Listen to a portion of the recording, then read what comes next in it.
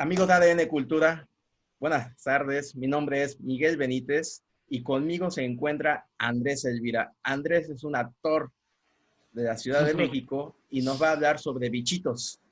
Pero antes de hablarnos sobre bichitos, queremos saber sobre su trayectoria. Andrés, buenas tardes, bienvenido. Hola, muchas gracias, Miguel. Primero que nada, muchas gracias por el espacio y por ponernos a platicar así. Pues mira, yo empecé mi carrera en teatro musical y eso es lo que he hecho prácticamente toda mi carrera.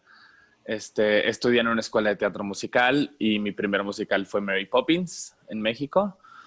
Y después a eso le siguió Wicked, después El Hombre de la Mancha y Los Miserables fue el último personaje grande que hice y después de eso hice Sugar en el Teatro de los Insurgentes. Y ahora, pues bueno, después de eso, pandemia. Y ahora se presenta la oportunidad de estar en este montaje que es Bichito. ¿Qué podemos encontrar en bichitos? Sí, ahí ya me tocó poder verla, ¿no? Pero no Ajá, es lo mismo que yo la platique a que sea el actor principal, que platique de qué va a ver el público en esta puesta en escena. ok. Pues mira, Bichito, como seguramente bien sabes, es la historia de dos hermanos adoptados. Eh, y los dos tienen cierto recuerdo de cuando eran niños que recuerdan de maneras diferentes. Y la obra empieza cuando, después de 14 años de no verse y de no comunicarse, él recibe un cassette con una grabación de ella, platicando una historia. Y a partir de ahí, la obra es un poco como entre una batalla de argumentos, pero un thriller psicológico. Y básicamente los ves a ellos dos tratar de entender qué fue lo que les pasó, por qué les pasó y últimamente te das cuenta de que ninguno de los dos tenía las herramientas necesarias para lidiar con lo que estaban lidiando, ¿no? Cabe mencionar que ella ha tenido una infancia, los dos, pero ella sobre todo ha tenido una infancia extremadamente difícil y ha tenido que lidiar con ciertos tipos de abuso y de violencia que son difíciles de manejar. Y eso hace que su situación sea un poco más complicada porque su comportamiento puede llegar a ser violento, anormal, etcétera, ¿no? Y Alex, que es mi personaje, o sea, Cami es la hermana, y Alex, que es mi personaje, más bien tiene como esta cruz cargando de el niño perfecto, él es el que está bien, él es el por el que no nos tenemos que preocupar, todo bien. Entonces, cuando los dos son adultos, como que los dos se dan cuenta y entienden que no se les dieron ni tienen las herramientas para entender qué es lo que les pasó, entonces poco a poco tienen que tener esta catarsis, me atrevería a decir, de entender qué fregados pasó cuando eran niños y qué está pasando ahora con ellos, ¿no? Sí, es un movimiento, ¿no? También es un proceso, más bien, están Ajá, es viviendo un... los dos un proceso así de reconstrucción de momentos, para no hablar de daños, sino Sí, sí, reconstrucción sí. de momentos. De, Sí, o sea, la obra tiene estos dos como esquemas, pues, o sea, dos convenciones, que son los monólogos, mientras, o sea, que son los momentos donde nosotros le hablamos directamente al público, y los momentos de las memorias, que es cuando vemos qué fue lo que pasó en ciertos momentos de sus vidas, cuando vivían juntos, ¿no? Y poco a poco vamos viendo cómo se va entrelazando la historia. Sí, mira, es muy raro lo que voy a decir, pero yo nunca la he visto. Yo siempre he estado ahí, ¿no? Entonces, pero de la gente que ya la vio, los comentarios normalmente son, al principio no entendía qué estaba pasando, pero poco a poco llegó al final y entendí absolutamente todo y me encantó y no sé qué, pero está padre cómo vas descubriendo, ¿no? Cabe mencionar, que sí es importante mencionar, no es para niños. La obra es un poco fuerte y por un poco me refiero a muy fuerte. Habla de abusos, habla de violencia, tenemos temas un poquito complicados, pero ahora la obra también lo que está buscando es tratarse de eso, ¿no? De abrir el tema a cosas que normalmente no hablamos por la familia, ¿no? Porque la ropa sucia se lava en casa. Entonces, un poco lo que quiere hacer esta obra también es decirles al mundo no. O sea, hay ciertas cosas de las que sí tenemos que hablar por más incómodas o difíciles que sean, porque la falta de comunicación es lo que lleva a muchos traumas y a muchos problemas. Y lo vemos nosotros en nuestra sociedad en México, ¿no? Lo vemos demasiado. Entonces es importante empezar a sacar estos temas, empezar a hablarlos, quitarles el tabú, quitarles el miedo y empezar a sacarlos a la mesa, ponerlos en la mesa y empezar a entender qué fue lo que nos ha pasado como sociedad, pero cada familia en particular, ¿no? Porque todos tenemos historias, eso es un hecho. Y mientras más las comunicamos, a mejor puerto llegamos. ¿Estamos de acuerdo? ¿No? Y en ese Entonces, sentido es una obra, una puesta en escena valiente, ¿no? Porque toca temas que son, sí. lo has dicho muy bien, son temas tabú en la sociedad mexicana, Uh-huh, que en otros países sí están, hay un trabajo más avanzado, pero en México uh-huh. ha tardado. Sí, lo que pasa es que estamos educados de cierta manera, socialmente hablando y sistemáticamente hablando. No nos gusta hablar de estas cosas porque no se habla de estas cosas, ¿no? Es como cuando decimos que en la mesa no se habla ni de religión ni de política.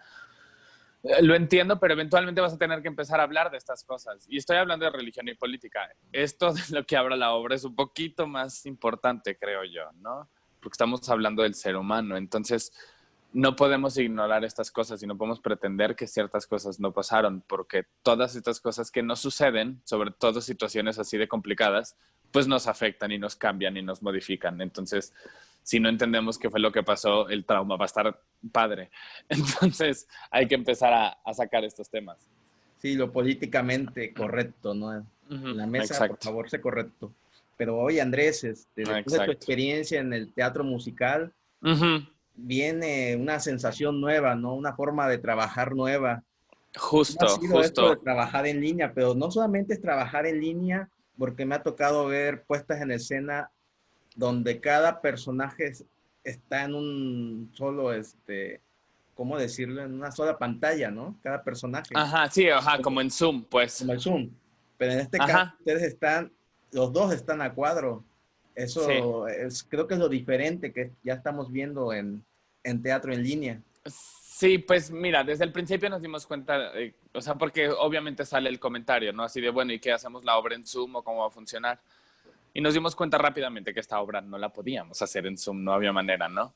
Entonces así teníamos que estar los dos en escena ahí, ¿no? Entonces ahí fue cuando se decidió que iba a ser una transmisión, un streaming en vivo. Y ha sido un proceso de muchísimo aprendizaje, muchísimo aprendizaje. O sea, en primera parte por mí, porque es la primera vez que trabajo en un texto así y es la primera vez que trabajo de esta manera. Los musicales funcionan muy distinto. Normalmente son muchos más elementos y no hay mucho tiempo, entonces hay que hacer muchas cosas todo al mismo tiempo y al final, ahora sí que con los dedos cruzados esperas que llegues, ¿no? Este proceso fue mucho más puntual, fue mucho más concentrado en cada momento, vamos a montar cada escena con calma, etcétera, y la analizábamos y leíamos, pero volvíamos a leer, pero volvíamos a platicar, pero volvíamos a leer, ¿no? Entonces, eso fue un proceso bien padre de muchísimo aprendizaje, de entender que a veces cuando hay tiempo se tiene que usar ese tiempo para entender las cosas y montarlas bien, ¿no? Y aparte de eso, pues la crisis es la madre de toda la creatividad. Entonces empezamos a trazar todo y inicialmente iba a ser, bueno, es que no quiero spoilear nada, pero iba a ser de una manera y finalmente terminó siendo de otra. En cuanto a las cámaras, cuando nos sentamos enfrente en el escenario con las cámaras enfrente de nosotros, nos dimos cuenta que la cosa tenía que ser distinta a como lo estábamos pensando. Y ahí fue cuando empezamos a jugar con las cámaras y empezamos a ver qué podíamos hacer y empezaron a salir ideas y empezaron a salir propuestas de qué podemos hacer, qué no podemos hacer, esto estaría padre, esto estaría interesante, etcétera. Y así empezamos a jugar poco a poco con la convención de que hay cámaras enfrente de nosotros y el público lo sabe y nosotros lo sabemos, entonces no hay ninguna razón por la cual esconderlas, ¿no? Al contrario, ahí están, vamos a usarlas. Y esa fue un poco como la premisa, ¿no? Porque en algún momento entendimos que lo que estábamos haciendo no era necesariamente teatro. Era una historia, es una historia que estamos contando y es una historia que queremos contar, pero no era necesariamente teatro. Entonces, ¿qué es? ¿Qué no es? No sé qué. Pues bueno, quién sabe qué es, pero en el proceso vamos a descubrir la mejor manera de contar la historia, ¿no? Entonces ahí fue cuando empezamos a diseñar el asunto. Y ha sido muy interesante, sobre todo la reacción del público de, nunca había visto que hicieran esto, nunca había visto que movieran la cámara de esa manera o que la usaran así, etcétera, etcétera, etcétera. Como que está padrísimo como esta terrible situación en la que estamos nos ha obligado a ser mucho más creativos y nos ha obligado a ser como mucho más ingeniosos al respecto. Y eso pues siempre es muy padre, porque entonces empezamos a generar nuevas maneras de contar historias. Yo no sé si cuando regresemos a la normalidad esto se siga haciendo o regresemos al teatro convencional o empiecen a suceder híbridos. No sé. Pero por el momento esta es la mejor manera en la que encontramos, la mejor manera que encontramos para contar esta historia. Y estamos, la verdad, creo que se vale decirlo, muy orgullosos de lo que logramos porque la gente conectó con lo que vio y entendió la historia y la disfrutó mucho. Tú lo puedes decir, pero definitivamente eso hace que todo sea un poco más dinámico y un poco más ágil y un poquito más orgánico, como que le da esa inyección de comunalidad, ¿no? O sea, de esto es lo que está sucediendo ahorita y vámonos. No hay pretensión, no hay melodrama, no estamos jugando a eso, solo queremos contar la historia lo más claramente posible y a partir de ahí que el público conecte con nosotros a través de la pantalla, que eso es lo raro, ¿no? Porque no tenemos público, pero esa es nuestra única misión. Sí, así fue es y sigue siendo y va a ser una propuesta interesante y creo que de lo mejor que he estado viendo. Muchas gracias, Miguel, de verdad. Ok, Andrés, para finalizar, porque ya has contestado, involuntariamente has contestado todas mis preguntas, Es que me sigo, perdón. ¿no? Pero está muy bien todo lo que yo ya tenía contemplado preguntarte. Has dado una contestación Muy bien. interesante y genial. Muy bien. Oye, Andrés, para Dime. que nuestros seguidores puedan seguir tu trabajo, ¿en qué redes sociales te pueden encontrar? Y obviamente del Teatro Shakespeare. Sí, pues mira, yo estoy en Instagram y en Twitter como @Andrés Elvira y en Facebook como Andrés Elvira, normal. Y ahí pueden encontrar pues toda la información para comprar sus boletos, para vernos.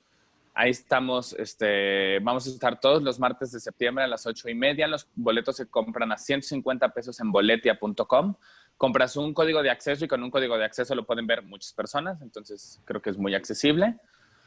Y bueno, lo pueden encontrar en mis redes, @Andrés Elvira, o en las redes del Foro Shakespeare, que también están en Twitter, en Facebook y en Instagram. Entonces, no hay pierde, tanto en las redes del Foro como en mis redes, lo pueden encontrar. Perfecto, Andrés Elvira. Fue un gusto tenerte en ADN Cultura y seguiremos atentos a la trayectoria de la obra. Bichitos. Perfecto. Muchísimas gracias, Miguel, por el espacio y por la gran entrevista. Muchas gracias, Andrés. Que estés muy bien. Igual.